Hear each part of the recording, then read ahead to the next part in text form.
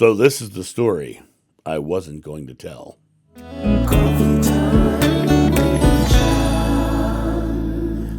Back in 1999, psychics started telling me about my past life. And it was like one after another, after another.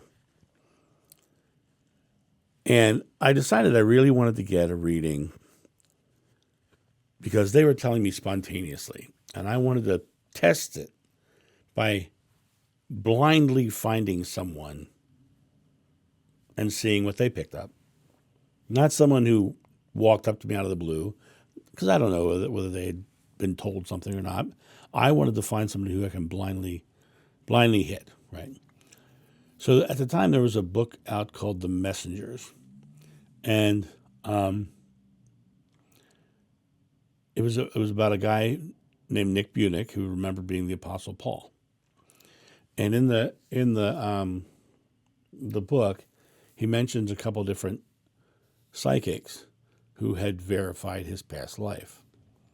And so I said, well, okay, let's give one of these a shot. So there was one of them, and I'm not going to use the name of three people in this story because I haven't asked their permission to share their names, and I don't think it would be fair or just of me to put their names out. I'm using Nick Bunick because that book's everywhere and everyone knows about that book, so I don't worry about Nick. But the other three, I'm going to keep to myself. So I ended up contacting one of the psychics that was in his book, and she was a certified psychic by the Association for Research and Enlightenment. For you guys who don't know what that is, that's the Edgar Cayce Foundation or the Edgar Cayce Group. I don't even know if it's a foundation or not, but it is the organization that has formed around Edgar Cayce's work. And long story short, I ended up speaking in Virginia Beach and Houston and Portland for the ARE, and it was a very profound experience. So anyway, I decided to give this person a call, and I called up just to set the appointment. And I called up and I said, hi, I'd like to set up an appointment for a reading. She says, oh my God, you know, you're John the Beloved. And she's like, oh my God, right? She said, wait, stop, don't say anything else. Don't tell me anything. She says, let's set an appointment for a different time. I'm a little too shaken up right now. I said, okay, all right. So we set an appointment for a different time. And I was a couple weeks away. And the time came, and I'm standing on the front yard of my wife's aunt's house, talking on the phone with this wonderful woman. And she says, yeah, she said, hello. And then she says, and she starts what feels just like a regular reading, right? And now I would call it a regular reading. Back then I had no clue. I was still very new to this whole thing, but now I'd call it a regular reading. But the reading shifted in a very big way because she started going through my life almost year by year and telling me all the things that were happening in my life. And she was spot on. At one point, she actually said that I had an out-of-body experience as a child. And she says, but it was more than an out-of-body experience. It was something really much bigger. Do you remember that? I was like, no, I have no idea what you're talking about. She says, you're going to have a verification of that in 2 weeks. And 2 weeks later, my brother told me about this out-of-body experience I had as a child, which was really kind of interesting. But she told me all these stories and and all my life. And so I think back now and I think about the moment where the Samaritan woman says, come and see the man who told me everything I ever did. That's what she did for me that day. She told me everything I ever did. Very much the same thing that Jeshua did for the Samaritan woman at the well. And she says, John, I'm going to give your name to a couple people. Is it okay if they call you? I said, sure. So an hour after the message, I get a phone call. The guy introduces himself. He says, I remember being the Apostle Philip.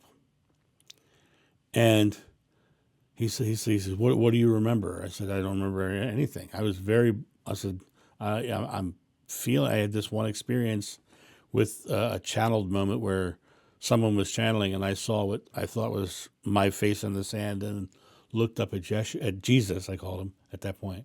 But I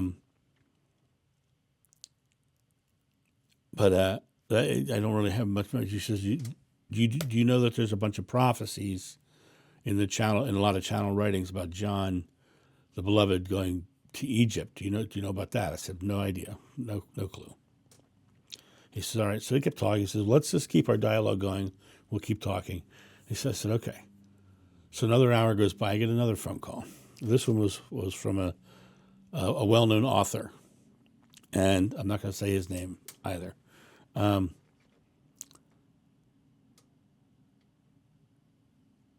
And he starts asking me questions, and it was the same sort of conversation I had with the first guy. And he said the same thing. There's all these channel writings about John the Beloved doing something in Egypt, and what do you know about that? I said, I don't know anything. I don't know anything. This is not something I'm into or know, right? Okay. So we kind of ended the conversation. So that happened in August of that year, and I left there and I went to work at the Maryland Renaissance Festival. And at that year, I was doing a split run. I was doing half of the Maryland Renaissance Festival and half of the Georgia and the Georgia Renaissance Festival right after it. So we're doing all of the Georgia, because Georgia was having a fall show at that time. So I went to Maryland, performed there, went to Georgia and performed there. And the first weekend I was in Georgia, I get a phone call. And it's from the first guy.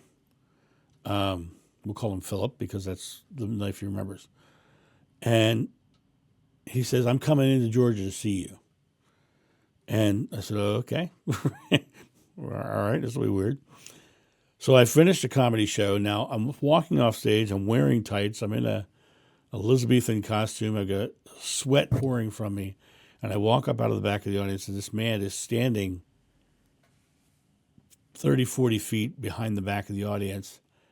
And I just knew it was him. And I walked over to him, and we walked around the corner, sat down, just had a basic conversation. And I was like, I have no clue what. And he it was like very, very interesting thing that I was like, oh, this all, it feels like I am this, but I was really having a very big mental struggle with the whole concept at that time, which is why I eventually got my regression. So we ended up, just keeping in touch. Well, long and short, come the following spring, Philip calls me up and he says, we want to take you to Egypt. And I said, well, he said, we're going to take you to Egypt in October. I said, well, I'm getting married in October and in August. And so I'm not going to go away from my wife. He said, no, bring her with you. I'll pay for the whole thing, which was great. So I said, well, you're paying for me to go to Egypt? I'm going, right? So me and my wife went to Egypt. Arrived in Egypt, and I'm going to cut a few things out of this story because they're just not necessary for the story. But I had a very difficult time with the author, and it was a very unpleasant experience, and it was all because of him, all because of his expectations, and that was an interesting experience. But I want to share with you what happened on the Giza plateau.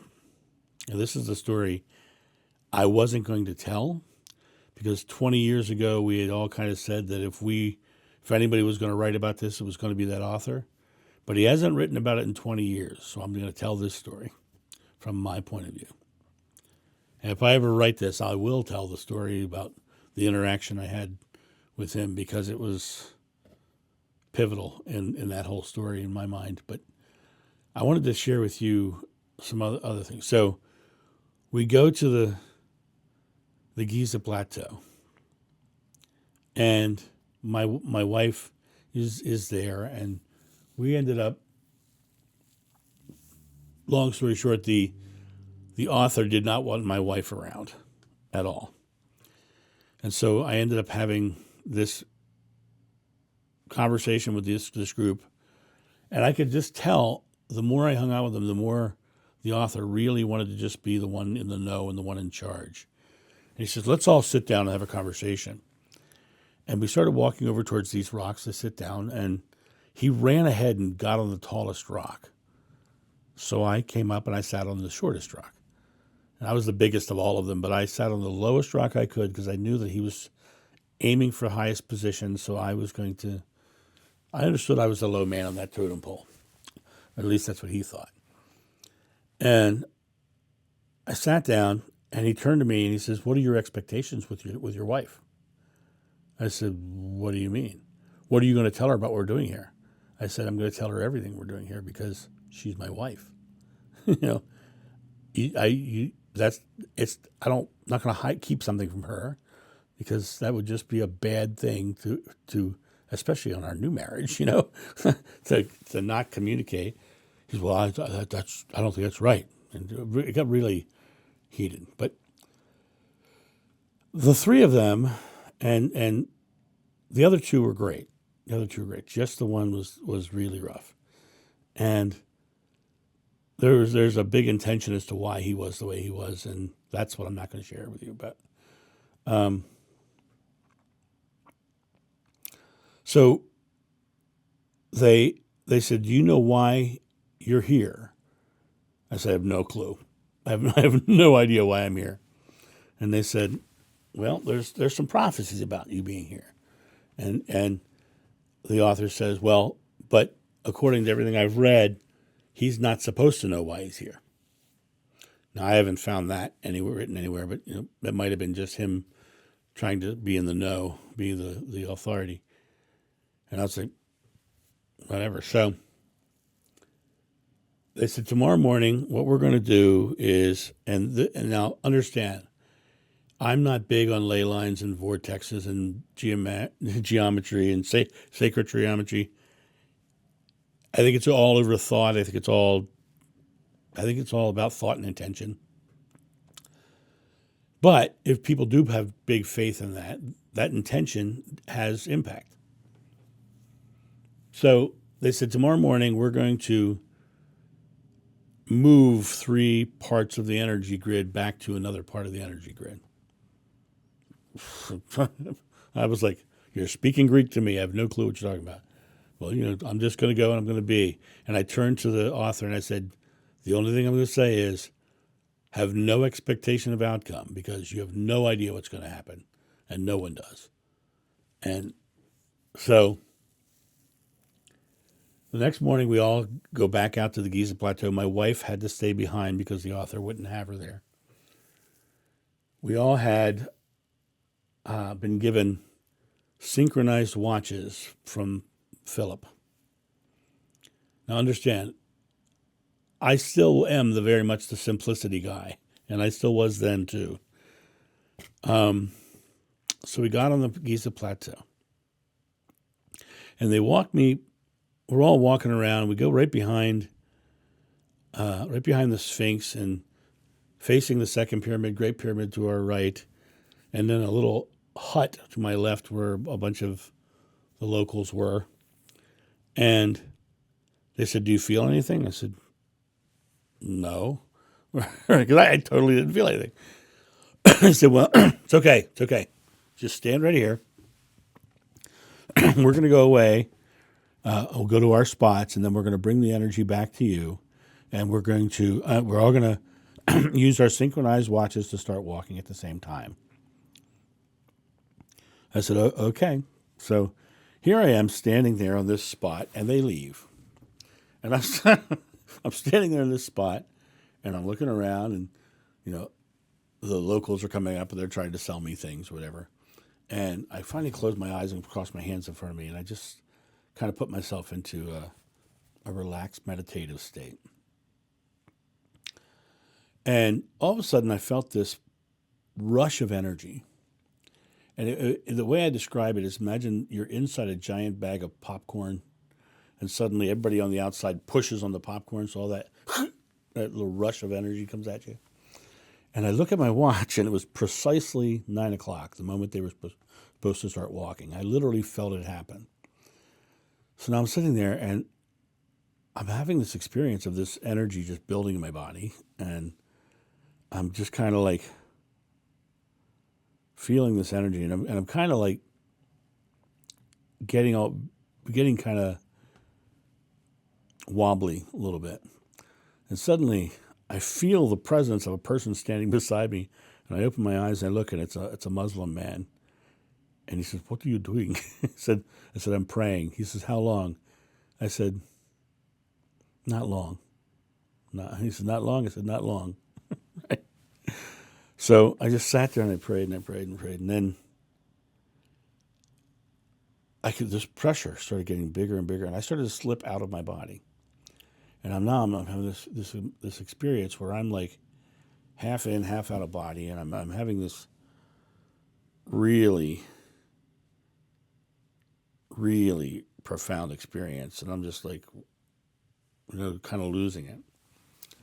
And suddenly I hear the author say to the Muslim man, "Can you leave us?" And then I hear Philip actually give a bunch of tips to a bunch of people, and they all left us. And I'm there, and I'm just having this experience, and I'm just kind of like floating in and out of my body, up and down, up and down. And then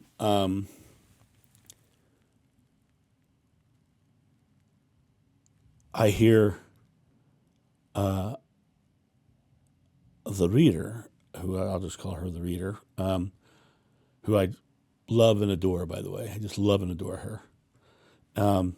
Say, "Let's do this." And the three of them walked in and touched me. And when they touched me, my knees buckled and I fell into the sand and I started crying. And I had several visions that were kind of unexplainable, and I explained it to them, and they got something from it. And then I hear her say, "We have to pull him out of this." And they let go, and I'm there, and they said, and I'm just there, and I'm recovering. And then the three of them helped me to my feet, and they walk me over to this low wall, and I sit down, and I kind of open my eyes, and there's 100 people around me, and I mean 100 people around me, and I look to my side, and there's this small Muslim man, and he's like in awe, and he's trying to speak, but he doesn't speak. He only speaks Egyptian. He's going, "Ooh, Allah, ooh, Allah," and they're trying to explain to me. He's telling me that I connected with God, basically, and they were just crazy, and people surrounding us like crazy, and it was just one of those experiences that was surreal because I didn't even know they were there, and there was police there, there was local people there. Finally, the author says, "We need to get him out of here." And before they go, she says, "Is there anything else we need to know?" And I said, "We need to get into there." And I pointed at the Great Pyramid. And he said, "Well, let's get you back to your hotel." So they real quick grabbed me and took me to our driver. And we got in this car and took us back to our hotel, the Giza Sheraton, in the center of the Nile. And I went into that room and I slept for 23 hours. And the next morning I woke up and I was like, just kind of like feeling very odd. I was just feeling very odd. And the reader comes in and she says, "Well, I got some messages." And she said several of her reader friends had felt the moment it happened. And one lady I knew had sent me an email saying that she saw like a bridge and like a light coming across the bridge, and then it was basically like a shift in energy. And so they arranged to go back to the Great Pyramid, and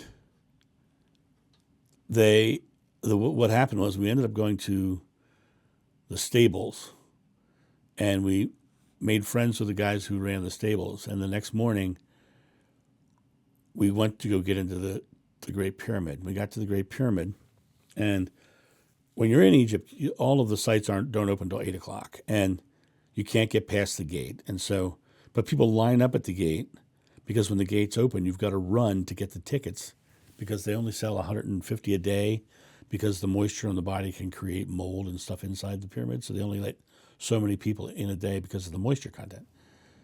And we're sitting there at the gate, and just before the gates open, over the hill rides this guy on a horse, high speed, galloping.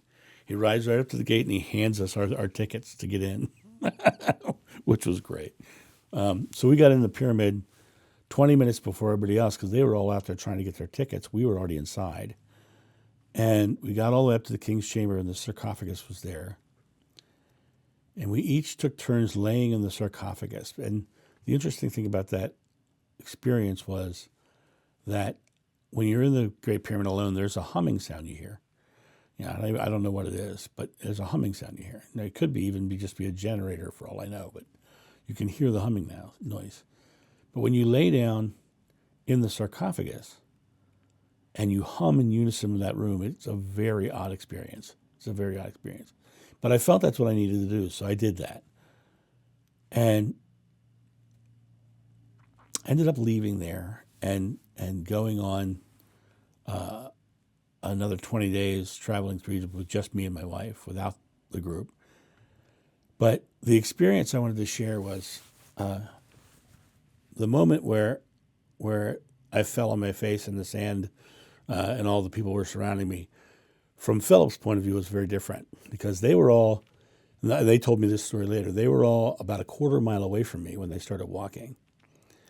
And when Philip came over the hill behind me, he said that what he saw was me rocking back and forth and like going up on my heels and almost falling and going all the way up on my toes and almost falling. And the people were just, and he said there was police, there was people all around you. It was crazy. He says, I'd never seen anything like it. And then by the time they got up there, they had to break them all away. It was like getting through the crowd to get to us and get to me. And so his experience was that. I have no idea what the other two experienced in that moment. But when I think about what their intention was to realign this energy grid on the Giza plateau. I believe that their belief and their intention of that was an energetic shift of some variety. Because I don't necessarily think there's a need for an energy grid, or I don't even really believe in an energy grid that way. I believe in oneness, and it's all just one. But I believe the intention and the belief moves within that oneness, moves within that energy. And so I believe I was experiencing the intention of it and the feeling of it and the profound intention of it. They were very much, this was very important to them. And so I believe that what I was experiencing was the three of them sending intention my way. And so do I believe in the energy grid? Well, the energy grid theory started with ley lines. And most people don't realize why they call them ley lines. They call them ley lines because the first person who posited the theory said that there's a line between a holy site in Europe and the Giza plateau, and the line in between them crosses through three separate towns that all have the letters L-E-Y in them. It's like Finley, Winsley, and Leland. There's like three names with L-E-Y in them. So he called that the ley line. And then the ley line theory sprung off of that idea. So I don't necessarily buy into all that, because I don't think it's physical. I think the physical world is the illusion of our belief.